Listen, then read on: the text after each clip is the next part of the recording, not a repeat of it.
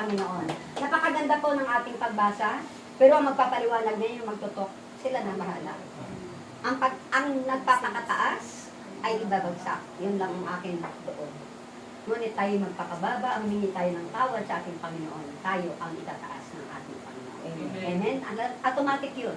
Kaya nga, huwag natin kalimutan ang palaging magpapakababa sa ating Panginoon. Dahil gagawa siya ng himala sa buhay natin. Amen? Palakpakan po natin na maraming palakpak ang ating buhay sa Panginoon. Okay.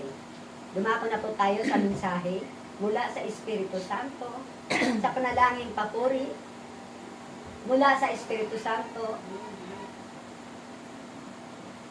Pwede na siya. Hallelujah. May bahay daw. At sa interpretasyon, mula sa Espiritu Santo ni Inang Tess Iscariot. Dito ka, Ter.